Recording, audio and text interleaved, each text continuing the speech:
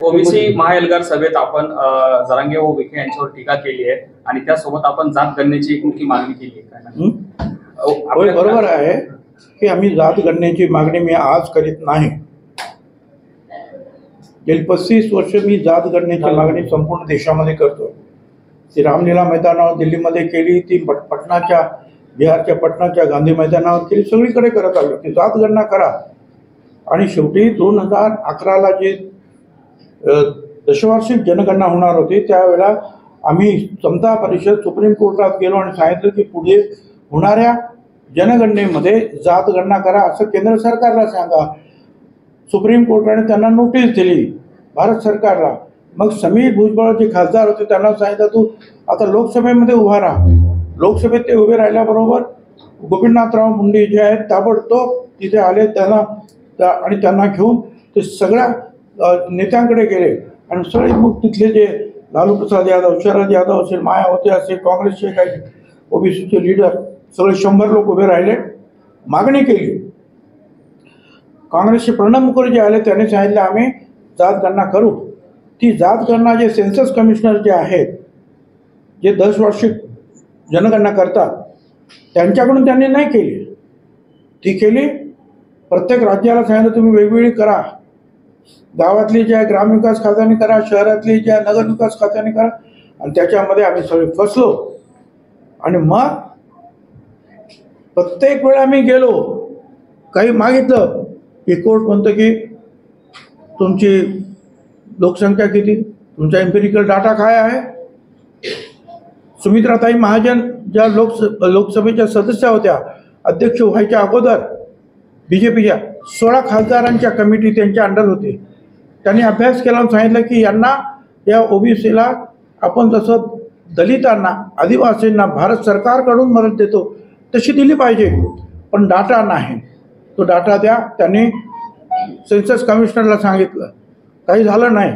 Manmohan Singh committee आली, पवार साहेब, चिदंबरम त्या कमिटीमध्ये होते. तसंच झालं नेमकं परत की आम्हाला सुद्धा वाटतं की त्यांना द्यायला पाहिजे, परंतु डाटा नाही. सेन्सस कमिशनरने तो डाटा गोळा करावा आणि ते करतच नव्हते. आणि झालं तर झालं आम्हाला. आणि मग आज आम्हाला आनंद हा आहे की आताचे प्रधानमंत्री महोदय मोदी साहेबांनी जाहीर केलं की आम्ही जात गणना करू आणि आमची ती अपेक्षा आहे. कारण होऊ जाऊ प्रत्येक वेळेला आम्हाला का कोर्टामध्ये जावं लागतं, प्रत्येक वेळेला आम्हाला का भांडावं लागतं, म्हणून म्हटलं जात गणना. सर, अनेक मंत्री ते राजकीय लाभ घेतात आणि तेवढ्या आक्रमकतेने ओबीसीसाठी लढत नाही. त्याचं उत्तर मी काय देऊ, त्याचं उत्तर त्यांना तुम्ही द्या. त्यांना विचारा ना ते का लढत नाही. ते लढत नाही याचं कारण मला जे वाटतं मी ते तुम्हाला सांगतो. कारण जसं दलितांसाठी राखीव मतदारसंघ आहे, आदिवासींसाठी राखीव मतदारसंघ आहे, तसं ओबीसीसाठी राखीव मतदारसंघ नाही. त्यामुळे आम्ही ओबीसीचे जे उमेदवार आहोत, साळी, माळी, कोळी, तेली, तांबोळी, बंजारी, धनगर जे काय असतील ते ओपनमध्ये आम्ही उभा राहतो. आणि ओपनमध्ये आम्हाला मराठा समाजाची सुद्धा मतं हवी असतात आणि ती आम्हाला मिळणार नाही पुढं आणि ते आम्हाला पाडतील म्हणून कदाचित ही मंडळी गप्प बसतात. हा इथे पण प्रयोग झाला ना. 2 दिवस हे जरांगे इथे येऊन बसले आणि आमची ज्या युवाभावाची माणसं ज्यांना पाणी दिलं, सगळं दिलं, ते सुद्धा मराठ्याचे ज्या त्यांनी डोक्यात राग घातले आणि आमच्या विरुद्ध गेले. मताधिक्य माझं बरंचसं कमी झालं, पण इतर सगळ्यांनी सावरल्यामुळे मी निवडून आलो. त्यामुळे ते सगळे घाबरतात की बा हे असं झालं तर, म्हणून कदाचित ते बोलत नसते. सर, जरांगेने एक असा आरोप केला दादा पवार पुरस्कृत. अरे त्याचं काय ऐकतं, त्याचं काय डोकं आहे का, मूर्ख मनुष्य का, काय सांगणार तुम्ही, काय ते जरांगे आहे. अरे काय ज्याचा अभ्यास नाही ना, सामाजिक प्रश्नाचा अभ्यास आहे ना, राजकीय प्रश्नाचा अभ्यास आहे. फक्त एखादी काहीतरी भाषण करायचं आणि त्या हॉस्पिटलमध्ये जाऊन झोपायचं आणि तुम्ही तुमचे असे दांडकी तिथेच ठेवलेले असतात. कोणी काय बोललं तर झोपेतून उठले का तुम्ही त्यांना विचारता, बोला त्या असं बोल, कधी बडबडत आहे काय तुम्ही. साहेब, 2000 कर्जमाफी संबंधी उच्च न्यायालयानं निर्देश दिले की 6 आठवड्यात ही रक्कम आता देण्यात यावी. मुख्यमंत्री देवेंद्र फडणवीस यांच्या पहिल्या कार्यकाळात 2017 मध्ये जाहीर केलेल्या कर्जमाफी योजनेतील रक्कम 6 आठवड्यात उर्वरित लाभार्थ्यांना द्यावी असे निर्देश देण्यात आलेले आहे. या योजनेचा लाभ 6,56,000 शेतकऱ्यांना होणार. आता जर कोर्टाने जर निर्णय दिलेला आहे आणि उर्वरित हा शब्द तुम्हीच वापरला, म्हणजे काही उरलेले आहेत त्याच्यातले, असं नाही का दिलं नाही त्यांनी, दिलं, पण काही उरलेले असतील त्यांना त्या तर देण्यात येईल. साहेब, हैदराबाद गॅजेट आल्यानंतर काही ओबीसी अस्वस्थ झाले का, म्हणजे लोक, आणि आत्महत्या देखील करायला 15 आत्महत्या आतापर्यंत झाल्या. काय आव्हान काय करायचं? कारण लोकांना असं वाटतं की आमच्या मुलाबाळांचं भविष्य अंधारमय झालं. त्यांच्या शिक्षणावर गंडांतर येणार आहे, त्यांच्या नोकऱ्यांवर गंडांतर येणार आहे. लहान लहान जे आहेत, आज पंच सरपंच होत होते गावागावातून, लहान लहान एखाद्या पदावर, ती सुद्धा सगळं संपले. काय हे असं वाटणं स्वाभाविक आहे. त्या पोटी ह्या आत्महत्या होत आहेत. हे आम्ही त्यांना सांगतो की बिचारा, आणि आता मी तुमच्याद्वारे सगळ्यांना सांगतो हात जोडून, कोणी आत्महत्या करू नका. अरे लढूया ना. छत्रपती शिवाजी महाराजांच्या ह्या स्वातंत्र्याच्या जे स्वराज्य त्यांनी मिळवलं, त्या लढाईमध्ये तुम्हीच मावळे म्हणून लढलात ना. आता पण लढूया ना. आपण आत्महत्या करून कसं काय चालेल? पण ते दुःख जे आहे त्यांना सहन होत नाही. साहेब, ही माझी भूमिका आहे असं वडेट्टीवार म्हणताय. मात्र कालच्या सभेवरून त्यांनी असं एक विधान केलंय की भुजबळ मला टार्गेट करताय सरकारचं संरक्षण करण्यासाठी. अजिबात नाही. असं आहे की मागच्या वेळेला बीड जाळलं गेलं ह्या दरिंदीच्या लोकांनी. त्यावेळी मी सांगितलं की मी आता आवाज उठवणार. त्या मिटिंगला हे आले वडेट्टीवार, आणि त्यांनी अतिशय जोशपूर्ण चांगलं भाषण केलं की भुजबळ साहेब, पक्ष वगैरे बाजूला, समोर दिसता ना हा झेंडा, पिवळा झेंडा, हा झेंडा आपण हातात घेऊया काय, आणि ओबीसीचं रक्षण करूया. आपण सगळे एक आहोत दाखवून देऊ. मला आनंद वाटला. काय चक्र फिरली. त्याच्यानंतर हिंगोलीला आम्ही सांगितलं येतो म्हणाले, गेले तेलंगणाला. परत सांगितलं पंढरपूरला या, आलेच नाही. इंदापूरला या, अरे या रे, नाही झालं. नगरला झाले, नाही झाले. का? कुणाचा दबाव होता तुमच्यावर? एखाद्या मिटिंगला तुम्ही नसता आला, पण बाकीच्या मिटिंगला आणखी कुठेतरी यायला पाहिजे, नाही आला. तुमच्यावर दबाव होता, तुमचा. आणि माझं म्हणणं एवढंच आहे की कालचा जो काही तो आपण तो व्हिडिओ सगळीकडे सर्क्युलेट होतो आहे, तो त्याच्यामध्ये त्या जरांगीच्या शेजारी बसून तुम्ही सांगता मराठा समाजाला ओबीसीमध्ये आरक्षण मिळालं पाहिजे. अरे तिकडे ते म्हणाले. परत अंबडच्या ओबीसी समाजा मिटिंगमध्ये म्हणाला की नाही, ओबीसीचं संरक्षण करायचं. परत तुम्ही बॅकफूटवर गेला. परत आता मोर्चा काढता. अरे म्हणजे राजकीय दबापोटी सगळं चाललंय का तुमचं? इथे हे बोला, तिथे ते बोला, आता तिथे मोर्चा काढा.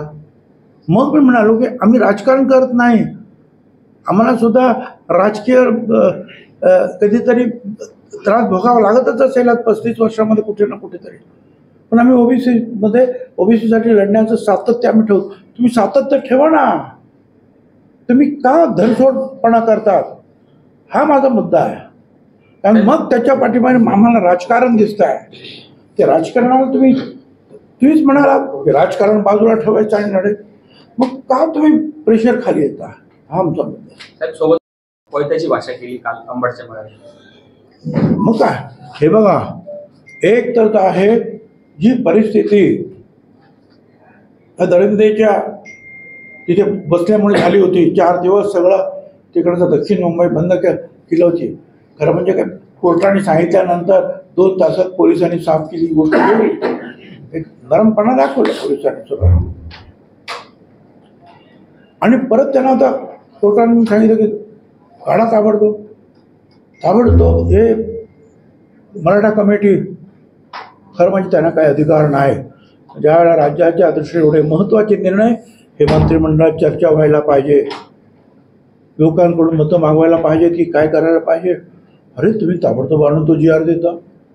हां, त्याच्या पायाशी बसून सोडा उपोषण हे घ्या आणि मग तो तिथून सांगतो हा पात्र शब्द सुद्धा काढून टाका आणि मग ठीक आहे नाही तुम्ही इथेच बसा. का तुमच्या लोकांना पाठवा आणि GR बदलून आणा. 1 तासामध्ये बदलून आणता. मुख्यमंत्री त्यावेळेला नागपूरला काय विचारलं त्यांना, काय तुम्ही अभ्यास केला त्याचा, काय विधी न्याय खात्याचे तुम्ही मंत्री होता ते विखे पाटील साहेब. त्यांना कल्पना आहे की आपण प्रत्येक वेळेला पोलिसाची पात्र असेल तर भरती करा.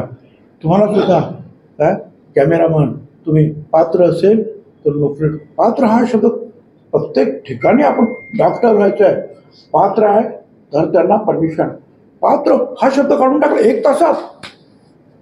तरी आम्ही म्हटलं जाऊ द्या हे कदाचित हे त्याला बाहेर काढण्यासाठी दबावपोटी झालं असेल. तेही फार चुकीचं झालं. आम्ही तेही समजलो आणि मग कोर्टात गेलो. ठीक आहे आम्हाला खात्री आहे कारण तुम्ही 2 हायकोर्टाचे निर्णय डावलले, 4 आयोगाचे निर्णय तुम्ही डावलले आणि सुप्रीम कोर्टाचा ज्या निकाल येतो लॉ ऑफ द लँड आणि तो सुद्धा तुम्ही डावलला. आमची खात्री आहे आम्ही कोर्टात जिंकू. पण हे सगळं करत असताना पुन्हा एकदा आहे विखे साहेब तिकडे गेले त्या ओबीसींच्या जखमीवर मीठ चोळायला. अरे गेला ना तो, दिला ना तुम्ही त्याला ज्या ठीक आहे ना. मग आता आम्ही तुमच्याशी नाही लढत, आम्ही कोर्टात मागतो ना हिशोब. काय कारण होतं. आणि मग इतर अनेक मोठे नेते विरोधी पक्षातले असं कदाचित त्यांच्या मनात येतं की आम्ही गेलो तर तुम्ही ताबडतोब आमच्यावर बोट दाखवता. आणि मग तुमचे जे मराठा कमिटीचे जे कोण अध्यक्ष आहेत ते का वारंवार तिथे जातात, काय उत्तर त्यांना देणार. यांना जायचं कारणच नाही ना राव. आणि हे झाल्यामुळं अख्ख्या ओबीसी जो भाजपचा DNA आहे त्याच्यावर परिणाम नाही होत. एकदा झालं 2दा झालं सातत्यानं काय समजायचं ओबीसी घटकांनी. आणि मग तुम्ही भाजपमध्ये आहात तर भाजपची शक्ती वाढवणार सगळ्यांना बरोबर घेऊन की ओबीसींना दूर करून तुमची शक्ती वाढेल. मला बोलावं लागलं मग हे सगळं. सर संघर्ष करावा लागतो, इतके मोठे आंदोलन उभारावे लागतात, सरकार तुमचं ऐकत का. तुम्हाला सुद्धा संघर्ष करावा लागतो तुमच्या धंद्यामध्ये. काही ना काहीतरी निर्माण होतंच. तसं इथे सुद्धा काही निर्माण झालं असेल. हा संघर्ष माझ्या पाचवीला आयुष्यभर गुंतलेला आहे. 57-58 वर्ष झाली राजकारणामध्ये. 70 सालात कधीच मी नगरसेवक झालो, 85 आमदार महापौर झालो. तेव्हापासून लढतोच आहे ना. तर हा संघर्ष सगळीकडे असतो. कारण एक सामाजिक राजकारण हे वेगळं आहे. पण समाजाचे जेव्हा प्रश्न असतात आणि लहान समाजाची माणसं जेव्हा लढत असतात त्यावेळेला त्यांच्या वाट्याला संघर्ष येतो. छत्रपती शिवाजी महाराजांना सुद्धा त्यावेळेला तुम्ही लहान समाजाचे आहात म्हणून तुमचा राज्याभिषेक करता येणार नाही सांगण्यात आलं. त्यावेळेला गायकवाडला यावं लागलं. महात्मा ज्योतिराव फुल्यांना ह्या संघर्षाला तोंड द्यावंच लागलं. छत्रपती शाहू महाराजांना तो पण किस्सा तुम्हाला माहिती आहे. वेदोक्त आणि पुराणोक्त त्यांना सुद्धा संघर्ष करावा लागला. आणि बाबासाहेब आंबेडकरांना त्यांना तर वर्गाच्या बाहेर बसून आणि एवढं करू सयाजीराव गायकवाडांनी त्यांना पाठवलं फॉरेनला. तिथून ते आले बॅरिस्टर होऊन.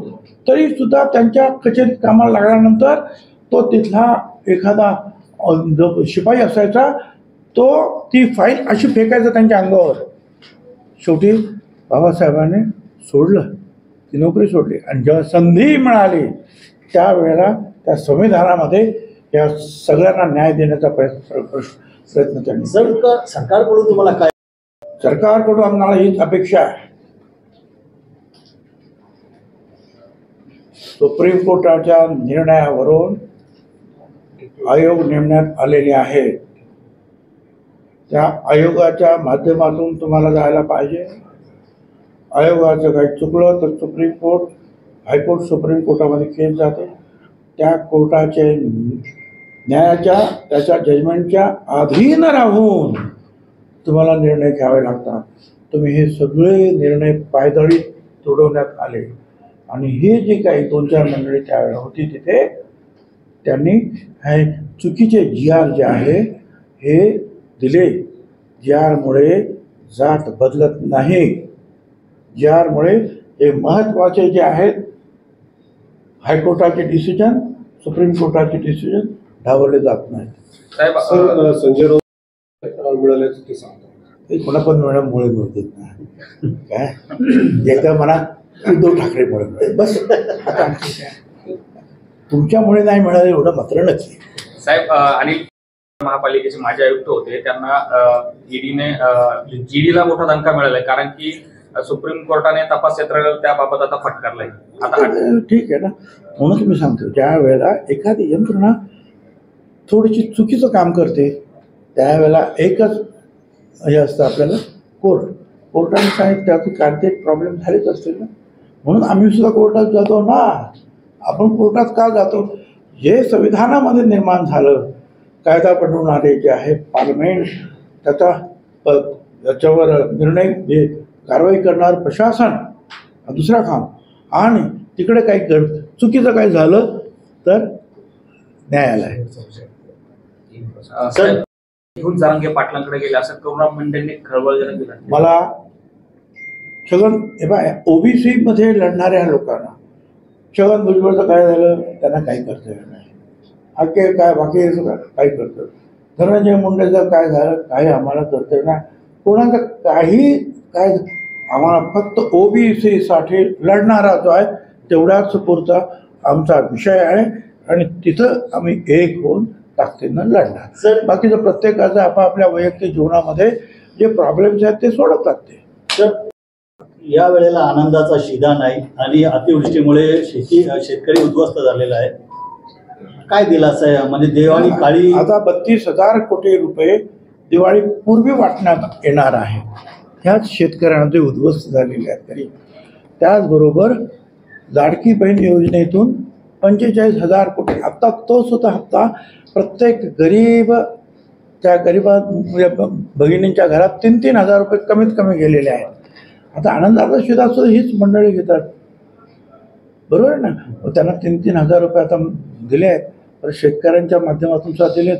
आता थोडीशी परिस्थिती सुधारली की पुढच्या वर्षी बघू ना पुढच्या वर्षी. साहेब काल फडणवीस साहेब हे लक्षात ठेवा, आपण निदर्शनास आणून दिलं आणि भाजप नेत्यांना देखील आपण सतर्क केलं. देवेंद्र फडणवीस नागपूरला असताना जी आर काढला गेल्याचा दावा आपण केला.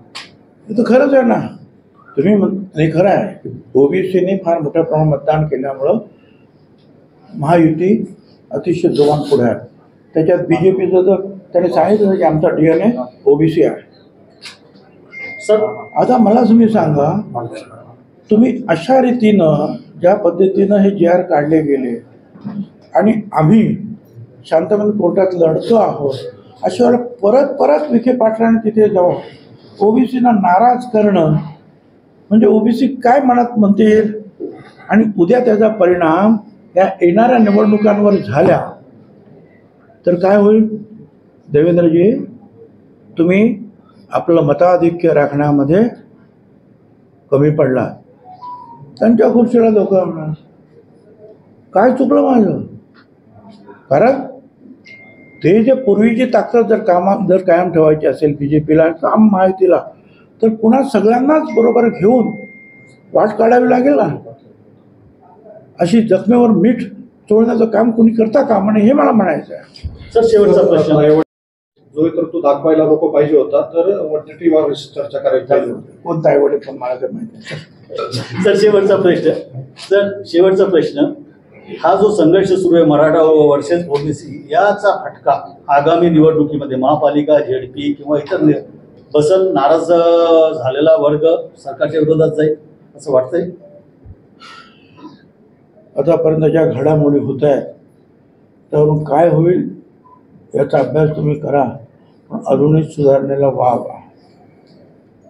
एखादी माणसं जखमी झालेली आहे, त्यांच्या जखमीवर फुंकर घालायला पाहिजे, थोडंच मला. साहब गुजरात में 12 मंत्रियों ने इस्तीफे दिए, क्या कहना चाहिए? अभी ठीक है ना, वहाँ का जो है राजकारण, हम यहाँ जो है महाराष्ट्र के राजकारण में हम इतने बिजी हो गए, अब हम क्या जाने वहाँ क्या बन रहा है. सर अपना महाराष्ट्र का सवाल है। रोहित पवार ने वोट चोरी के आरोप पर कहा है कि ये चिंताजनक है और इसे लगातार चर्चा हो रही है। रोहित पवार ने वोट चोरी के ऊपर आरोप किया है। अरे पता नहीं भाई, कौन चोरी कर रहा है, कौन चोर है, कौन सिपाही है।